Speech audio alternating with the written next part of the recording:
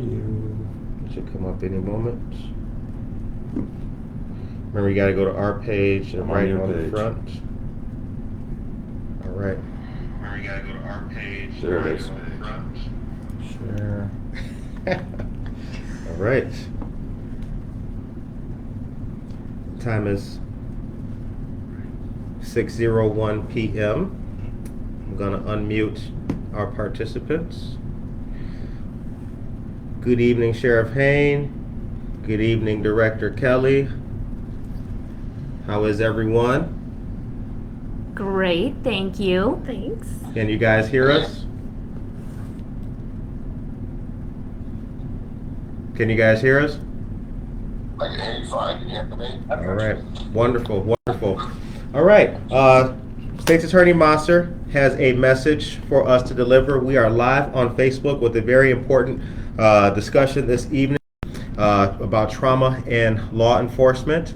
Our panelists are great folks. We have Dr. Carrie Steiner, former Chicago Police Department, and now with the First Responders Wellness Center, State's Attorney Jamie Mosser, Kane County State's Attorney Jamie Mosser, Director Brendan Kelly of the Illinois State Police, and Sheriff Ron Hain of Kane County. Good evening, everyone. Thanks for tuning in on Facebook. Without further delay, State's Attorney Mosser. Thank you, and we're changing this a little bit. So usually we go through introductions so you can see why this panel of speakers are amazing. But what I want to do is first talk about why we're actually doing this. So you have seen through the many Facebook Live events that we've tried to highlight different issues. And one of the issues that I highlight oftentimes is trauma and how the people who come into the criminal justice system often have a background of trauma. And that I, as the state's attorney and your sheriff, Ron Hain, if we don't look at everybody who comes before us with this concept of they came to us not on their very best day, and they certainly came to us with a history, we're not doing our jobs. With all of that, the additional thing that we want to look at is the trauma and the stress that is suffered by law enforcement. We expect police officers to have certain training, and we expect police officers to react in a certain way. But what we don't do is look at the trauma that they suffer as a result of our jobs. Not everybody goes to work and suffers what they do. Not everybody goes to work and as a state's attorney or even as a psychiatrist or a psychologist where you get this vicarious trauma.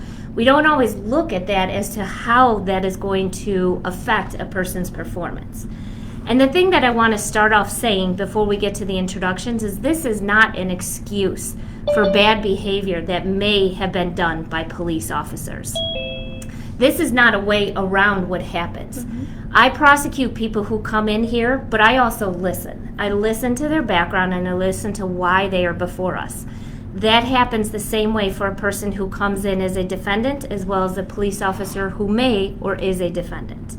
This is a discussion. This is focusing on the reality of what we have, but doing so in a perspective from a person who has dedicated her career not only to being a police officer, but to focusing on mental health. Director Kelly, who's going to better tell you all of what he's tried to put in place for the troopers throughout the Illinois State Police Department, and then also Sheriff Ron Hain and what he has done to make sure that police officers in Kane County are well supported so that we can make our community the safest we possibly can. So with that brief introduction, what I would like to do is go ahead and turn it over to Dr. Steiner, who's going to introduce herself. All right, thank you. I am Dr. Carrie Steiner, and I used to be a Chicago police officer. One of the reasons why I left is because I knew so many officers that had committed suicide. I knew 13 officers in my 13-year career, and to this date, I know 35 Chicago police officers who have committed suicide. And so I opened up the First Responders Wellness Center where we just focus on first responders and trying to help them with dealing with their trauma and just mental health issues that come along. I think that most people don't understand that the average person has 1 to 5 critical incidents or traumas in their whole lifetime. Most officers working to a small or a medium-sized department has 188.5. So if we're saying that one time being raped or attacked brutally is going to be impactful, what about 50? What about 100? What about 188.5? And I think that's what you were trying to speak to, is that how do we then, with this population, and somebody being exposed to trauma still do and perform at a very high level that we want, right? Our community, that's what we want from our law enforcement, is that they do a good job and that they listen and that they are understanding. And you're not going to be able to get that if you don't help them to deal with the trauma that they're also seeing.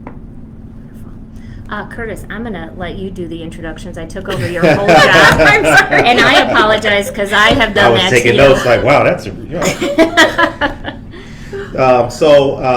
ladies and gentlemen, as has been said, this is an important discussion.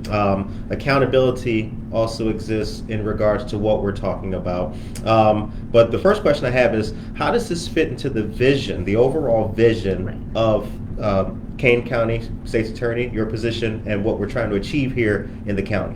See, and because I hijacked this, I also took you off your mission. Director Kelly, can we have you introduce yourself? Sure. Curtis, this is my fault. I take accountability. So, Director Kelly, if you can. Thank you.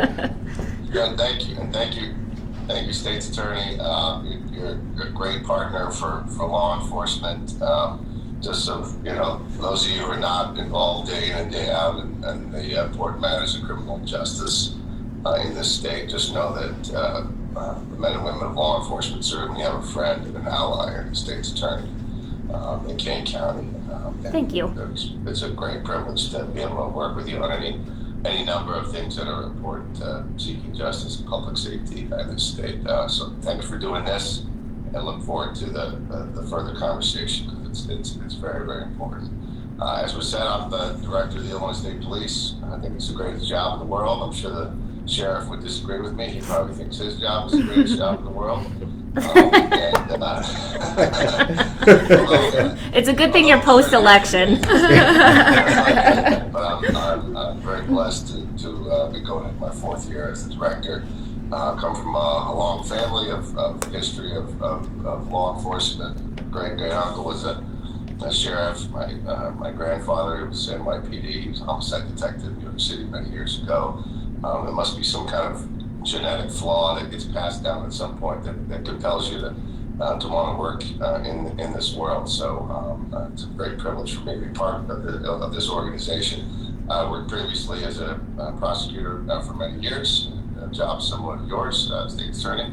And prior to that, certainly in the United States Navy, got to do all kinds of fun things around the world.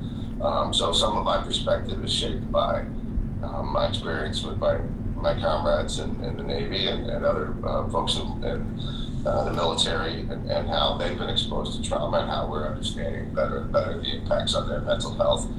And then also some of the secondary and tertiary trauma that's experienced by people that are in different parts of the system. Obviously, our first responders are the first people that are exposed to horrific trauma on a daily basis, but it's those around them that work with them that are also continuing to work with us. It's law enforcement, it's firefighters, it's nurses, it's coroners, it's prosecutors, it's everybody that's ultimately bearing the brunt of keeping us all safe from the very real evil and traumatic things that are in the world. So this is absolutely critical. There's been a lot of discussion in recent years about the need to strengthen and reform law enforcement, and it's perfectly appropriate to have those discussions. It's certainly part and parcel of the Illinois State Police, and I'm sure the Sheriff of Kane County as well, to continuously improve. We want to be better and be as effective as we can at protecting public safety. But all those reforms, all those statutes and laws that are debated, to me, we will accomplish nothing in terms of improving the relationship between the community and the police if we don't get at the experience of what men and women in law enforcement are going through every day.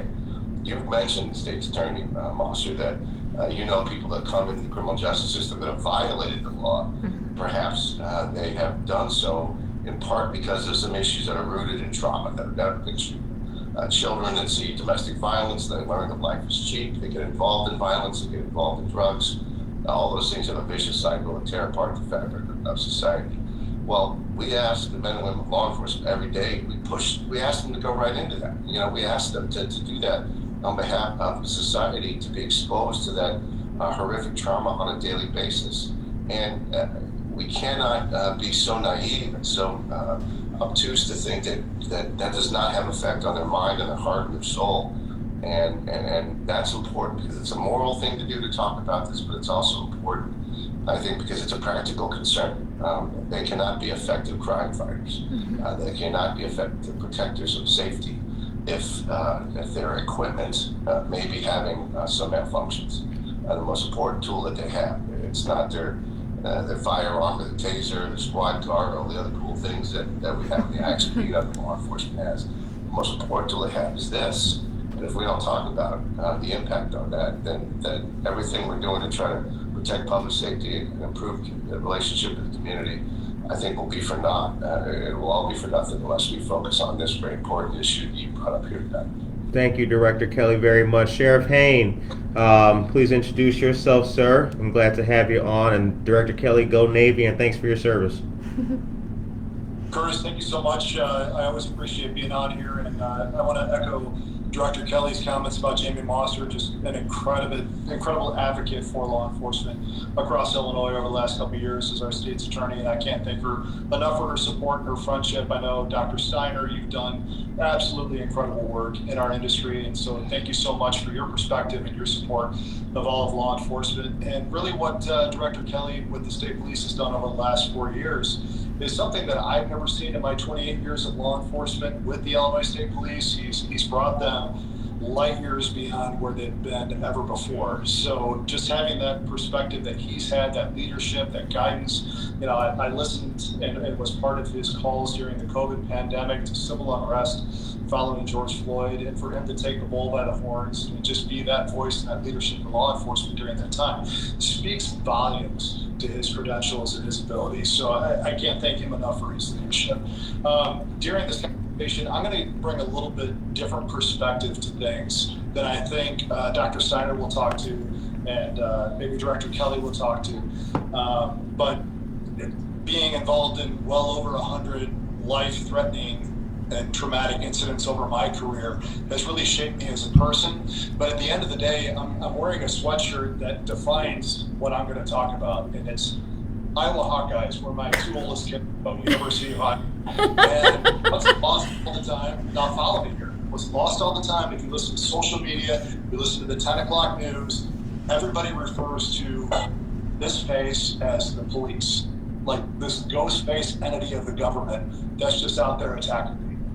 And we're all human beings. We're all human beings faced with having to balance policies, interdepartmental leadership, discipline, and then going out there every single day and having to bring justice to our community. And I know in my own experience in my first 3 to 4 years in law enforcement, I was traumatized deeply by my own interdepartmental actions against me, whether it be internal investigations, whether it be criticism, whether it be professional jealousy. But at the end of the day, the only thing that matters is I have 5 kids, but my 2 awesome children that are completely thriving in life and super productive at the University of Iowa. And I have to center myself to say, hey, yeah, you're the sheriff, you're the head law enforcement official, the sheriff for all of Kane County, the purveyor of public safety, as the statute says. But at the end of the day, you're still a dad, you're still a husband, you're still a human being. And this is your foundation. Build off of it from there. So that's going to be the perspective I talk from. Thank you very much for that, Sheriff Hain. The time is 6:15 p.m. I have a question. I'm going to start by posing it to Dr. Steiner, but this will be something that everyone can please partake in and give your feedback about.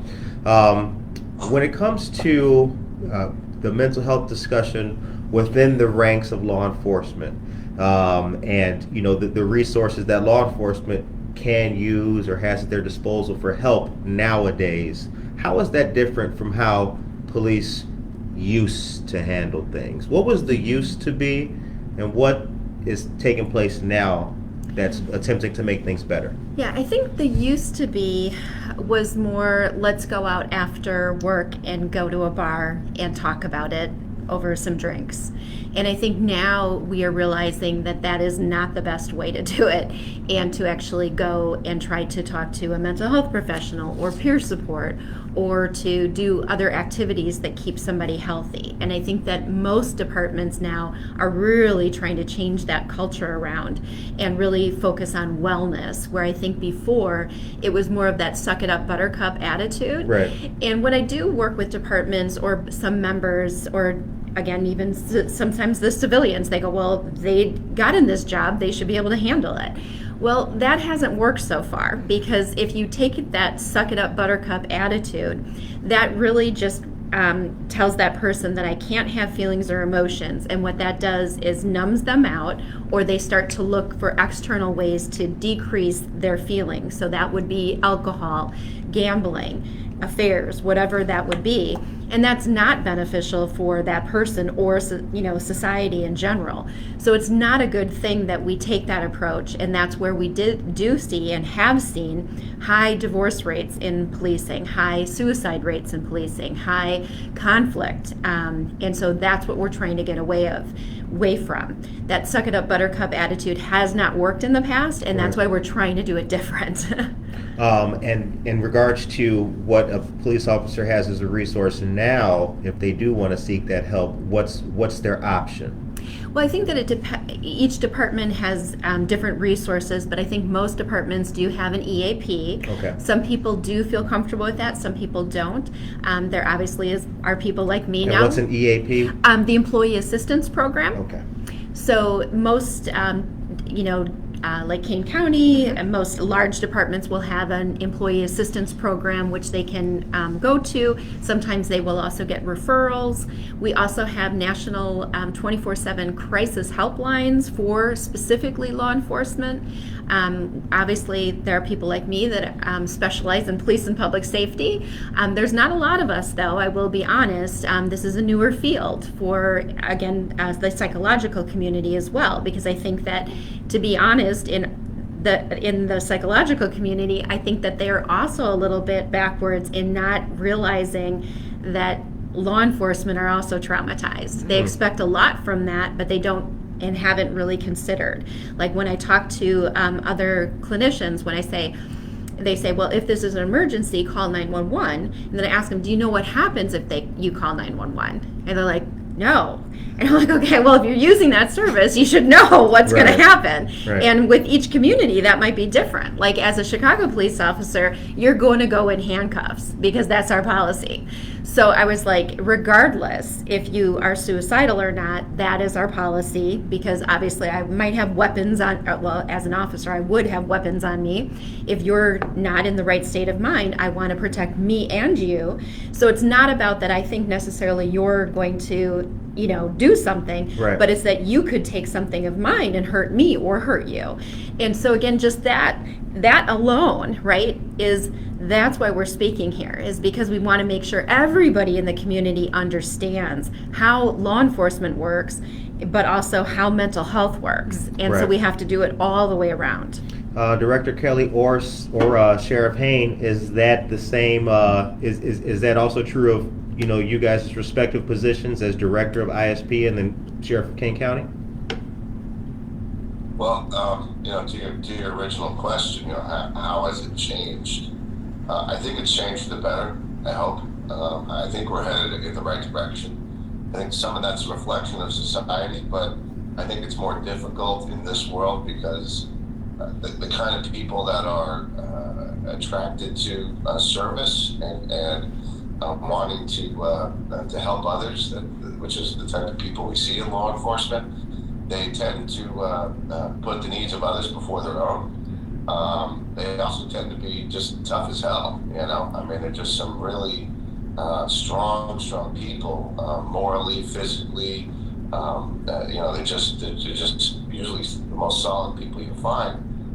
And so there's a reluctance to expose yourself in a sense that because you have to reveal to others that you're dealing with an issue, that there's a vulnerability, there's a weakness, and it's a challenge.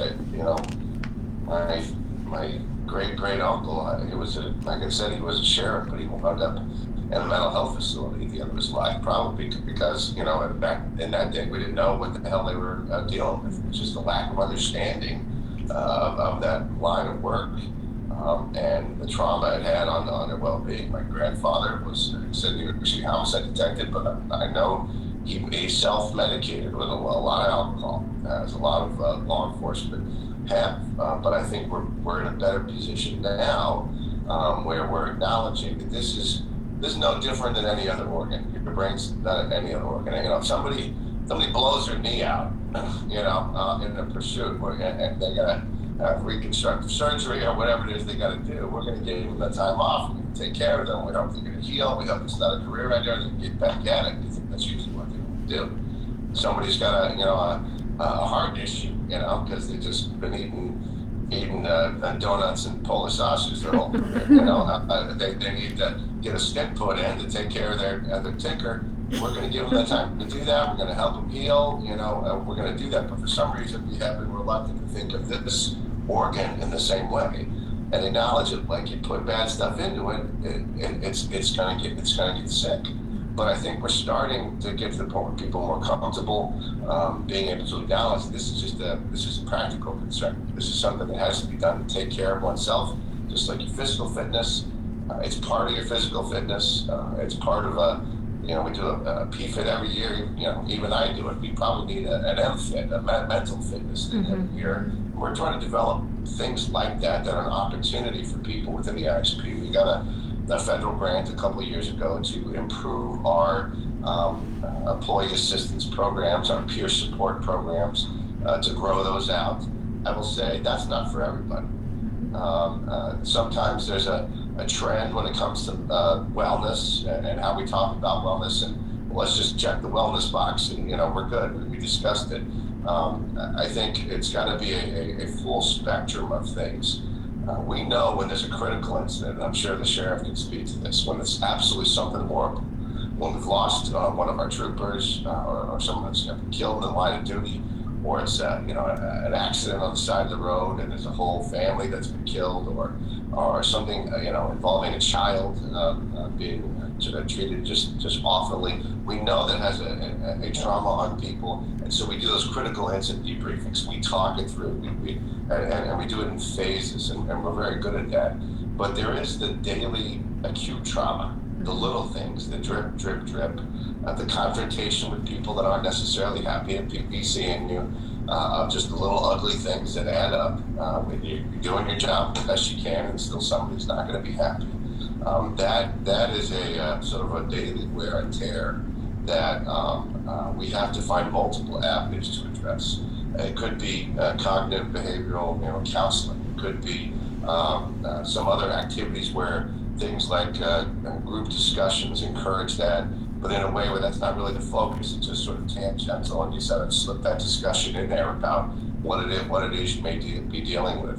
And sometimes it's, for some people, we've got a chaplain program. Some people, that's the way that creates a safe space for them to acknowledge those things and rely upon maybe a higher power to get them through what it is they're dealing with. So I think there's a lot of great programs. We're trying to do a little bit of each. And I feel like that's hopefully the thing that will benefit us in the long run. It's got to be a full spectrum. We have a use of force spectrum policy, but we need to have a mental health full spectrum policy as well to address the various types of trauma that are occurring in the various symptoms. Some people go through absolutely horrific things and it doesn't faze them. Some people are just wired a certain way, but there may be some little thing connected to some experience they had as a child or something that has never been diagnosed that just really rips them up, and that really gets at them on certain days. And so we've got to be able to be nimble and be flexible and accommodate all those different possibilities. And we're trying to do that, but I think we've got a lot more work to do. Sheriff Hain, before I get into the next question, anything that you would like to concur with, sir? I mean, I can talk on this for about 2 hours, but I'm going to be very visceral in this conversation because it's become way too cliche. At the Sheriff's Office, we developed over the last 4 years what I call the 4 rungs of support, and I can talk to that later. But I've also been at that bar side conversation or that critical incident stress debriefing where, my deputies see, the most horrific incidents, shootings, decapitated children on the side of the road from a horrific car accident. And as long as they're able to communicate that openly in that debriefing, talk about it, and get their thoughts out there. At the end of the day, whether it's a shooting incident or the use of force or that traumatic car accident, it's very cathartic to get together and communicate about it. But ultimately, and I said it before, the most significant trauma that echoes itself again and again is internal trauma from poor police administration. I'm going to say it again because this is something that I rage against constantly. Poor police administration. And, we see this on a constant basis. I've experienced this throughout my entire career. And it's the institutional inertia of common law enforcement. You have a deputy chief who's just chasing after the chief ahead of them to get their pension. That chief is just riding out his time, not doing anything different, not instituting any support for his law enforcement officers, just pushing down policy, pushing down governance, pushing down armchair quarterbacking on his officers who, at the very beginning of their career, walked in, raised their right hand in all good faith at the bottom of their heart as human beings and said, I want to serve my community and I want to go out there and do the job of a police officer the most honorably I can. And then they step into this environment and it's just constant critique and constant suppression and constant lack of support. And so, yes, I've established the 4 rungs of support at the sheriff's office, but also one of the clear messages I've done over the last 4 years is allowing my deputies to be the police. Of course, accountability is so important. Overwatch is so important. Body cameras, video cameras, transparency is at the core of everything we do because we train constantly on it. And we have to support our police officers. These are not the ghost-faced arm of the government like it's constantly pushed out there in the media. And again, I said I was going to be very visceral and passionate about my responsiveness, but having been at that bar side table or conference table over the last 28 years, it all comes back to that lack of support by their supervisors. And I think that's really why Director Kelly did such a great job in his role, because he kind of came into the state police from an outside role. He's a very brilliant and dynamic thinker, and he's been able to do things with the state police that I've been able to watch from the sidelines over the last couple of years, and I go, yeah, that's it. That's what you do. And we mimic some of his work at the state police, and I try to design my own thing. But hats off to him, man. He gets it. But very few law enforcement leaders across Illinois, let alone the nation, actually get this. And again, this is what drives, in my opinion, my strong professional experience opinion, drives a lot of the police trauma, suicides, alcohol addiction, and all of the other horrific experiences that those that wear the badge experience. Institutional inertia. I wrote that down. Institutional inertia. That seems like it would be just that, and not to say this in a fun fashion, but that would just be the icing on the cake of what could make a person's career go from, good with all the right the right goals, into just, actually start questioning why it is you're doing that, why it is that, you put on the badge every day to deal with that, and then also the person who is going to take a simple traffic stop into fleeing and eluding could be, over years, haven't worn the badge, but we do try to understand, and that's, I think, the purpose of this conversation. I did want to move into the time is 6:30 p.m.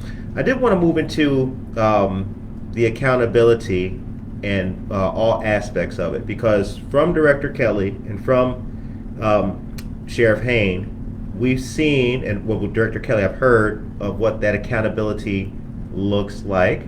But I'd like to know from everybody here, what is the accountability factor when it comes to what we're talking about? People still are being prosecuted should they break the law, and I'll let you talk about that. And so this is an important thing. Even if a police officer commits a crime, we are going to prosecute that police officer. But I am going to look at that prosecution the same way that I look at the prosecution of other individuals as to why they're before me. What can I do to prevent them from being in our system ever again? Because the goal ultimately is to stop whatever is happening that causes this to happen. So if I have a person who's arrested for possession of a controlled substance, I want to know why they have the addiction issue, because addiction is a symptom of something. Right. How can we take care of that? And Curtis, you've heard that on program after program, I'm always looking for the root cause of the criminal justice issue. The sad reality of my job is most of the time I get to be reactive. Person is arrested, I prosecute them. What about if we can actually change all of that together with people who know what's going on with law enforcement, and we can try to be proactive in dealing with it? And that's why I wanted to have this conversation for law enforcement, because just like I don't want to have to prosecute somebody else who's committing a crime because of mental health, substance use, or lack of resources, that same thing happens with police officers.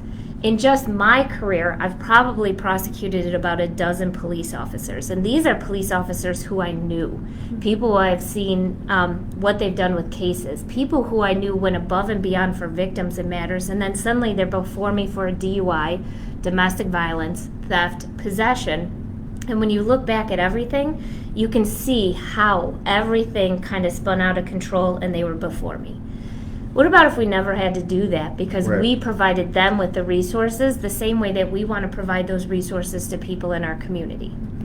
Now, I don't often say this as much as I should, but there's a great thing that came out of the Safety Act, and that was to mandate mental health evaluations for police officers along with treatment for police officers, and an increase in just the overall training that focuses on identifying these issues not only in the people that they deal with in the community, but also in themselves. And I think that's a fantastic idea. And from the very beginning, I have said that I am thrilled that we're going to normalize this for officers. Because, you know, when the old solution was go to the bar, instead, if the mandated solution is to go in to talk to somebody, well, everybody gets to go in and talk to somebody then. And it gives them an actual opportunity to have the treatment that they need in a way that is acceptable for everybody. Right. I'm thrilled with that, because I don't want to have to prosecute people if we don't have to. If we provide them the resources that they need to stay out of the criminal justice system, now we're being proactive. But reactively, I also need to understand that the people who come before me come for a reason, and that includes police officers. Right. Dr. Steiner? Yeah, so we provide wellness checks, annual wellness checks, and that's part of that Safety Act now, is that we see every single member from one department and we talk to them about their overall mental health, what are their stressors, work and personal, because both of those impact the other. And so we talk about how to manage those things, and also that if there is a critical incident, then that person can come back and see that same clinician where you already have built some rapport, and you also have a better understanding of what that might look like or how that feels. And so I think that that's the one part of the Safety Act that I really do love, is that it is trying to normalize that. And when I have started with some departments, they thought, well, there's going to be a lot of officers that are just going to sit there and stare at you the whole time. But what we found is that officers, especially, sharing my background, obviously feel more comfortable. But we've actually had the opposite feeling, is that most officers do want to talk about it and do have a lot to share. And what I usually have to do is like, the time is up, we need to go. And so it's been opposite of what most people think. And I think that that shows how much this is needed, because every single chief or sheriff that I talk to, they go, well, what if somebody just sits there and crosses their arms and doesn't say anything for an hour? I'm like, well, one, that's never happened. But if it is, okay, we can deal with it. But that has not been the case at all. In fact, people are very chatty and they want help and they want to say, how do I deal with this better? Right. And so we're creating better relationships, because the whole idea is that if we can have officers that are taking better care of their mental health and that they're healthier and happier, they're going to treat the community. And then also we won't have an officer maybe turning to the other side and not doing so well and having to get prosecuted. I'm curious too. I want to ask, have these issues, and Director Kelly and Sheriff Hain, let me know what you guys think, have these issues been exacerbated in our COVID era? Did COVID make things worse because police and first responders were still out there working? So, talk about that a little bit. Did we see an increase in this? Because, crime didn't stop. No. Car accidents didn't diminish. So were these things intensified over that time? I think that because, especially if we can remember way back when we didn't know what was going on with COVID, Right. and we thought people were dying from it and it was going to be very bad. I had a lot of officers that were actually sleeping in their cars or in their basement or getting hotels to not have to be close to their families. And I think that at that time, it's very scary. And I think that talking about what Sheriff Hain is talking about is I think that that's where, and COVID has really impacted how each department has handled it and what is the protocol and what's acceptable. But I think what people didn't understand is that throughout whole COVID, police officers still had to work. Right. You couldn't call in and be like, I'm sorry, it's COVID season, Right. I can't come. And so they had to work through all of that. And then I think that the problem is that the civil unrest happened at that time. And so you had both of these converging together, which really put like a very difficult climate. And I think that officers were really confused about what is my role. I'm supposed to be here, but then I'm not supposed to be here. I'm doing too much. I'm not doing enough. And there was a lot of, again, pull, and I think that still officers really don't understand now what is their role, because I think they have a lot of confusion from the state, from each department head. What do you really want? What does the community really want? Obviously, political and the media puts out a scenario, but then what is it really like in our community? And I think that officers are really struggling with what am I supposed to be doing? What is my role? What do people really want from me? Yeah, to Dr. Steiner's point, I think back to my institutional inertia and benign police leadership, like we took a very forward role in Kane County Sheriff's Office during the COVID times of, hey, these are our protocols, this is how we're going to behave, and go out there and be the police. The only thing that really put our deputies out were having to wear a mask at times. Like they didn't understand, like, hey, maybe we don't have to flood the house with 3 deputies. Maybe only one person needs to be in the house while the backup can be right outside, just to keep that social distancing going on. So we just had, a few different guidances to suggest personal safety during the onset of COVID. But really what hit them was the civil unrest that was followed by George Floyd. And, that's the pendulum swing. We've seen that if you've been in law enforcement for decades. Like I have, before 9/11, we were heroes. I'm sorry, there was something that happened, probably Rodney King, before 9/11, and law enforcement was awful. And then 9/11 hit, we were all heroes. And then, there would be a bad shooting that would occur a few years later, and then everybody was skeptical of us. And then, you go to Ferguson, and the pendulum swings back and forth. And when COVID hit, we were on a high swing. Public safety, first responders are great. But then George Floyd hit, we're the worst of the worst, and all these police reform laws come into place. But just like I said before, Director Kelly did a great job throughout COVID of taking the bull by the horns and being that voice. We would have, Director Kelly, probably weekly COVID calls? Yeah, I think that was the scariest thing, I think, for everybody, is just the lack of information. Yeah. We didn't know. So, I know a lot of people weren't privy to that, but you would play like a walk-up song into that call, and then you would come on and Yeah. like a rah-rah speech to all police leadership. But no, Yeah. that's what we need. That's exactly what's needed. Yeah, in the midst of the collapse of Western civilization, we were trying to keep a smile on our face. That's what you got to do. Some would call that good leadership in tough times. Sometimes that's what it looks like. Well, that's very, very, very nice of you, but there's a pretty sort of dark sense of humor that runs through, I'm sure, the sheriff's experience as well. But that's kind of what you got to do to get through it. But I think that was, to your point about the COVID having an impact, that, the sheriff knows this, the Peelian principles that the people, the public are the police, and the police are the public. They're not separate things. We're all in this together. We have different roles and responsibilities. But when all that was hitting, it absolutely had an effect on the men and women of the reserve and law enforcement. The first pandemic where we didn't know what the hell was going on exactly in 100 years. 100 years. Nobody alive really has much memory of the last. And frankly, there's not many people in law enforcement that have remember as much civil unrest going back to the 60s. The governor had activated the National Guard under our supervision, the Illinois State Police, for the first time in 50 years because of this very tricky balance, which is, we want the police out there protecting public safety. Then we had the murder of George Floyd. Well, now we want to make sure that we have a completely defined, maybe we have the police involved in too much. Right now there's civil unrest and things are on fire and cars are being destroyed and property being destroyed. Now we need a strong police presence out there. It's been a whiplash of a period.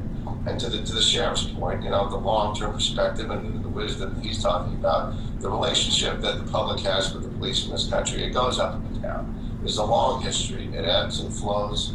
But does that, whiplash kind of wear and tear on our people? Of course it does.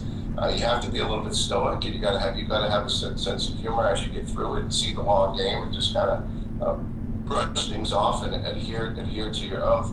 But certainly that's having an effect on their mental well-being as they're looking to get through this. And the sheriff is being very generous. Some things we've got right, some things we haven't. Some things we still have work to do. It is a never-ending process. We just gotta keep moving forward and hope that we're getting better. But to sort of say, well, that's just another day at the office. We know that the past few years has not just been another day at the office. Director, it was a difficult period for the state police. The first year I was the director, we lost 4 officers in 1 year in line of duty. That's the worst year in our history. So that was was something that was difficult for us before COVID, before civil unrest. But we get through it, and we're trying to take care of our people. A job has got to get done. That's the problem when you're dealing with wellness. The work's got to get done. So that is a very tricky balance to do what you're talking about, Jamie, with accountability. When people are suffering, when they are hurting, but if they go down a path where they're violating the oath, there has to be accountability. And hopefully, with our internal processes that we have a pretty rigorous process where we're identifying misconduct, as early as possible to correct it, and then get people the help that they need. It's not entirely punitive. It's just about correction. It's not about eating our young. It's about making sure that people we're trying to save their career, not ruin their career. The time is approach it from that way, but recognize that fine line that we do every day. State's attorney. At some point, you've crossed a line into criminal conduct, and you have to deal with the consequences. Director Kelly, thank you very much. I got 2 more questions. The time is 6:44 p.m. I did want to ask, in the realm of everything that we're talking about, we've identified the past kind of way things were. We've identified what accountability looks like on both sides of the aisle. I do want to ask for the people who have never worn the badge, right? For that average American who probably sees something that disturbs them, but still does believe that policing is a noble profession. Is it the culture of policing? Does the culture have anything to do with what we're talking about? I don't know. Anybody can take. Anybody can take that. I would give that to law enforcement, especially having gone through that.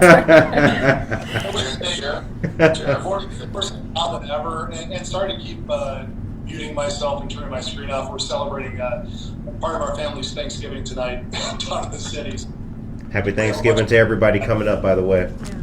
But it's the culture of social media lends to that a lot. Okay. You pay attention to anything Facebook-wise or even Instagram, you're getting hits left and right as somebody who wears the badge. So I think that's a whole new dynamic that weighs heavily on law enforcement that I hear about inside of our office. Hey, did you see that comment on that post? Did you see what somebody said on the Sheriff's Office Facebook page about what we did? And we always have to say, look, you guys are the consummate professionals. You have all the best training in the world. You have all the best support in the world. Just drive forward. We have your back. And I pointed to earlier our 4 rungs of support that we developed about 4 years ago. And that's really been at the core of keeping mental health at a constant focus within the Kane County Sheriff's Office. And number one, and I wish every agency would develop this, you know, whether they have to turn to Dr. Steiner for guidance on this, who's, you know, a world expert on the topic, what the state police have done under Director Kelly's leadership over the last 4 years. But our 4 rungs of support are super simple. We developed a peer support team throughout our 3 different divisions: court security, corrections, and the police staff. Then we have a brain spotting expert. So it's not EMDR, if you're familiar with that type of therapy, but basically she started doing brain spotting training for professional athletes, and she turned it into doing it for public safety personnel because she was a former police sergeant with the Barton Police Department. So we offer monthly sessions with her, 45-minute one-on-one sessions. Number 3, State's Attorney Moser pointed this earlier, we have our diagnostic center at the Kane County for the Kane County Psychological Care, the Kane County Diagnostic Center. And so they are offering our officers the annual mental health check-ins that are mandated by the Safety Act. But we started doing this 2 years ago with them, even before the Safety Act was a conversation, where all of my deputies have to go have a check-in with their mental health support staff. And then the 4th rung of support is First Responder Treatment Center down in Florida called Transformations, that treats anything from PTSD to addiction issues. And we've sent 3 personnel down there over the last 4 years. Obviously that's the most extreme, but like Director Kelly said, it's not necessarily a punitive approach, it's a supportive approach. And recognizing that, again, they're all human beings, they all have families, they all have lives, and like Director Kelly said again, the police are the public are the police. We have to try and support these folks, and that's paid huge dividends at the Kane County Sheriff's Office, just having that baseline of support where people know that they can step through those rungs and get the help that they need. You know, you mentioned culture, and absolutely culture does matter. And you know, you look at the culture that the sheriff is trying to develop. That's the right culture, and I'm sure we would both admit that, you know, in the 1,000 or so law enforcement agencies of all shapes and sizes that we have in the state of Illinois, not to mention across the country, there's some cultures that are not like the culture you have that the sheriff is developing, and that I hope that we're trying to develop at the Illinois State Police. And so there are some thin parts of the fabric that are not the strongest parts in terms of having the right culture when it comes to thinking about this issue. And so sometimes you need state legislation, sometimes you need you know, requirements that all of us have to rise up to and meet. But it is important. But I think you can look at some of the principles that the sheriff is following, and I hope some of the things we're doing in St. Clair and in the state police, and that, you know, is done in other counties, including what the St. Clair County is doing, what Jamie Moss is doing in Kane County by talking about this issue, what's being done in Sangamon County as well. There's some really great examples to point to. It's culture does matter. And there's some places where the culture is outstanding, but we have to all together work on the places where the culture needs some improvement. So there's a number of, there's been some community events that have taken place. I'll just speak locally here in Aurora. We've had the Aurora Police Department for donut days and different things. A guy was hiding on the roof one time. North Aurora had their days. They had a tent retreat. So there's been a lot of good community events. National Night Out is quite the beloved event. There's been a lot of events that bring the average citizen together with law enforcement. But what can the average citizen do to help law enforcement out in regards to trauma and stress? You know, I'd like to think that the people who will watch this and listen to this, who are like-minded, will not want to, you know, we're removing Band-Aids tonight, right? And we're going to commit ourselves to that long, painful discussion. So how can we help continue the work that we're doing and not just have it be a one-off kind of thing? I think it's encouraging departments who are not developing wellness programs to develop wellness programs for their community, police officers. But also to, like Sheriff Hain said, is that sometimes people are very quick to judge or to say something on social media, or they don't have all the information. And I think that it does affect us, right? We can listen to 20 people that say you did a great job and one person says you didn't, and you listen to them, right? And so I think that it does impact, right? No matter how much we try to say it doesn't matter, it does. And so if you're going online and you're saying negative things, again, how is that helping? Go to the heart of it and say, how can I help in this situation? Or how can I know more information to be able to help this situation? And I think that those are some of the things that the average citizen can do to ensure that their police department is going to be giving them the best service possible. Yeah. I agree, and it's something we've said on the show before, is that we are all so quick to judge. You know, a person commits a crime, they must be a criminal.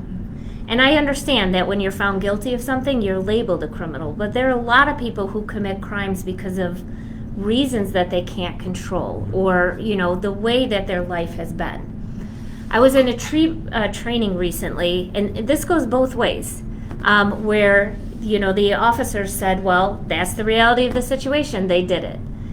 That's not how we can believe anymore. We cannot believe that people solely come before us and then they're the worst of the worst. Mm-hmm. But that was once upon a time our mission, and that was a mission that was given to us by the legislature, which was they commit a crime, they go to jail or prison. Mm-hmm. Officers did that, prosecutors did that, because we believed that mass incarceration worked. Mm-hmm. We believed that if you were sent to jail or prison, you would never do that when you got out. Right.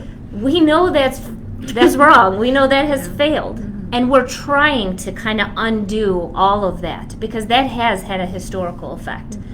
Let us do this, but do this with us. In the same sense that we are now looking at defendants differently, we also need to look at policing differently, and we need to realize that under the leadership of people like Director Kelly and Sheriff Hain, that they're doing this differently. And under the leadership, hopefully, of myself here at the State's Attorney's Office, we are doing this differently.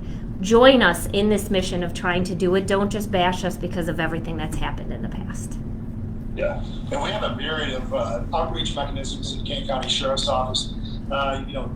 My programs director in the jail, Nate Lantham from Lighthouse Recovery, and I do a presentation at least every other month for the community about our jail programs, to our citizen ride-along, to our citizen police academy, to our national night out. We're begging for the public to engage us, and so you can sit behind your phone or your keyboard and be that keyboard warrior and rage out on social media, but you don't have the facts. Mm-hmm. If you really want to see what's going on, come in, connect with us, and get to know your local law enforcement, and get to know the reality of what's really going on. And that, to me, is what levels a lot of the conversation.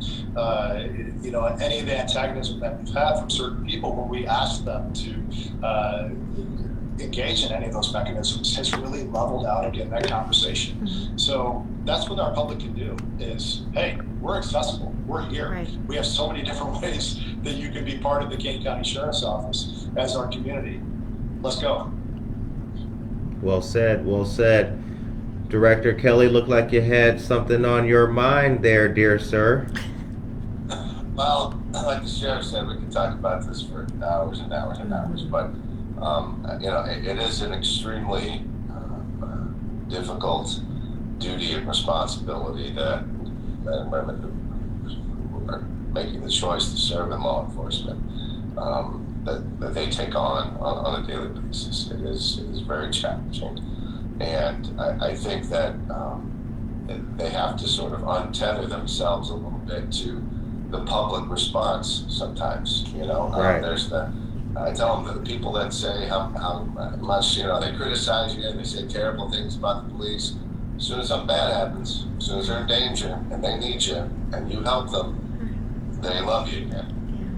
And the people that say how much they love the police and tell you what they want to do to back the police, as soon as you arrest their cousin or you arrest their daughter or you arrest them, suddenly they're just another dirty cop. So you have to be a little bit above it all, because it goes up and down. Right. But if the public wants to know what they can do to help law enforcement, it's just to see their humanity. I think any of the people that wind up in front of the state's attorney or wind up having an encounter with law enforcement because they've broken the law, it's because they've not seen the humanity in a particular situation. It's okay to steal something from somebody because you're not thinking about the person that's behind it. It's okay to commit an act of violence against somebody because you see that person as less than human, or frankly, you see yourself as less than human. You're not a person of value. It doesn't mean anything. So it's okay to commit those terrible acts of violence or violate the law and hurt somebody. And people will say things that are harsh and painful and hurtful about the police because they don't see that this is a human being that has made a choice to be in this position to try to help others. They lose the humanity. And just as, some of the terrible situations we've seen where people have criticized police conduct, sometimes where our guys or men and women in the profession have lost a little bit of their own humanity because of the terrible things that they've been with, and they'll lose their perspective and they'll lose sight of the human being that may be in front of them. So if there's something that can be done by the public to help law enforcement, of course, work with us, of course, be supportive. And if you see something that can help us to solve a case, bring somebody to justice, protect public safety, please tell us. Please be willing to do that. But at the very least, just see the humanity in these men and women who are just trying to do the best they can and try to do right by their fellow human being. Yeah, that's a great message. That's a great message. This morning on our morning show, we did mention that there's going to be the night before Thanksgiving now, there's going to be the DUI setup. No refusal weekend. No refusal weekend. Because as Sheriff Hain has said before, if you see something, say something. And to the humanitarian piece or the humanity about it, we're all in it together. And I did want, just a little bit of a story. Sheriff Hain came on to our show back when this program just went from my bathroom to the first week of being in a studio. And Sheriff Hain, that really meant a lot because I wanted to create something that would allow for a positive discussion for people to learn from and take something from it, knowledgeable, and apply it and build that good community discussion. And for him to come on and engage at that early time really meant a lot because I think people, again, it does ebb and flow. In our community locally, at least in Aurora, the police were not liked until Henry Pratt. Then just like that, they were accepted again. I don't believe that it should be a just like that. It's not a party. You don't get to push somebody out, then come back in when they're cool again. So that's why I brought up the question about what we could do for a long-term kind of discussion to bring everybody together. But I do think this was an important start to that because, again, unless you've worn the badge, which I haven't, unless you've worn the badge, you really don't know what that police officer is going into. There's friends of ours in the chat who have family in law enforcement, so I'm glad that they're here taking part as well. It's 6:59 p.m. We only have this until 7, so we have to start to wrap it up. I'm going to say my piece now, and I hope that everybody has a good Thanksgiving. Thank you. So I really do hope that extends to all the families out there. Director Kelly, your family, Sheriff Hain, of course, yours, Dr. Steiner, State's Attorney Monster. So we could start there with some humanity because everybody's celebrating Thanksgiving and we're all in it together. Any last words before we go with this discussion? And I'll put links to all of our respective organizations too in the chat when we do that. Remember, we have a lot of first responders that are working on Thanksgiving. That's right. So we need to think about them as well. That's right. I'm just What's up? Real quick. Go ahead, sir. Real quick, what I'm thankful for. So I want the public to recognize, and I hope that they listen through the entire 60 minutes of this conversation, but this call is iconic. Number one, Curtis, what you've done for the community and bringing your broadcast from such a balanced perspective across the board. I mean, what you're doing here is groundbreaking, and I can't tell you how much I appreciate it for all of Kane County, the Aurora area, and beyond. Our state's attorney is just an incredible human being, an incredible state's attorney in all of her work, and she's really demonstrated her worth over the last 2 years, and hopefully she serves for as many terms as she wants to. That's right. Many. That's right. Many. You're young, so. Fear. Dr. Steiner, regarded throughout my office as just another icon of police support, and I can't tell you how much I thank you for your work in the industry. And Director Kelly, I've already thrown a few accolades at you, but again, what you've done, and I've watched the state police for 28 years now, what you've done to bring it to where they are now, and what you said during this conversation is just iconic. So this is a really cool group to be part of, and I hope the public recognizes that this is the future of what law enforcement looks like. Amen Well, to that. I too am very thankful, and it sounds like maybe we need to get the doctor on a contract too.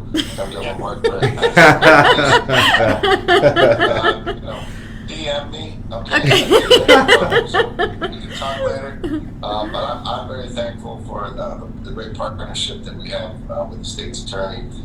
Many people don't realize the great work she's doing behind the scenes to make things better, not just for Kane County, but frankly for this entire state.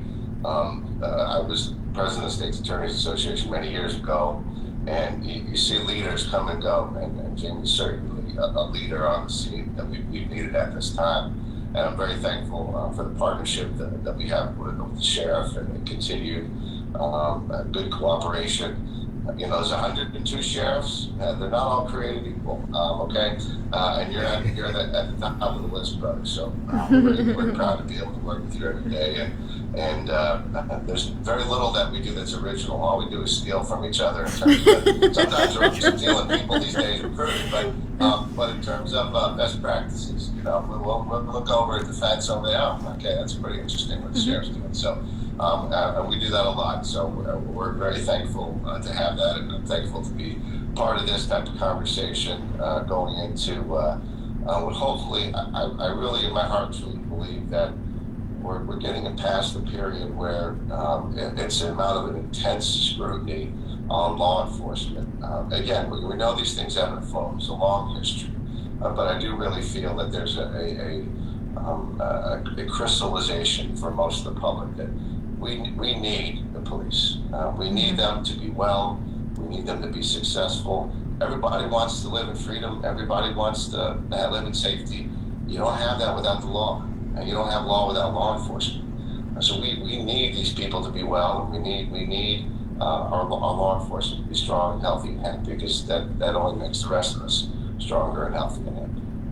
All right. I hope it's clear for everybody that I have these somewhat to boost my own ego, because this has been one of those great times where people that I respect are fantastic. What I want people to know from all of this is we have these difficult discussions, understanding that there are going to be people who love it and there are going to be people who hate it. For those people who want to be critical about law enforcement or the programming that we have, come in and talk to us. I have oftentimes received voicemails and email messages that are very critical and very demeaning. I call those people back, and they're oftentimes shocked that I even took the time to do that. But I do it because I want to have a conversation. 9 times out of 10, I walk away from those conversations with that person being very supportive of what I'm doing because I talk to them. We will continue to have these conversations, so stay tuned. We have a great partnership in Curtis who has an uncanny ability to facilitate this in such a positive way that challenges us, but also gets that conversation out in a great way. So I am very thankful for the friendship that I have made in you. Appreciate so thank you. Appreciate it. All right, it's 7:04.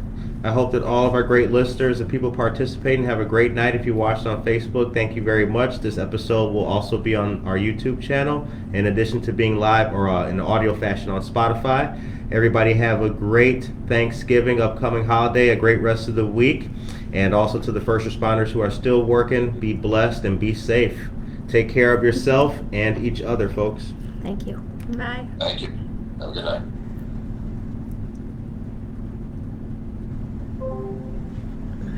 Hey, that was was great to Do do we- this with you. Are we are off the air, but we still have our panel here, so we wanted. Did we lose the whole panel? I thought it just became us.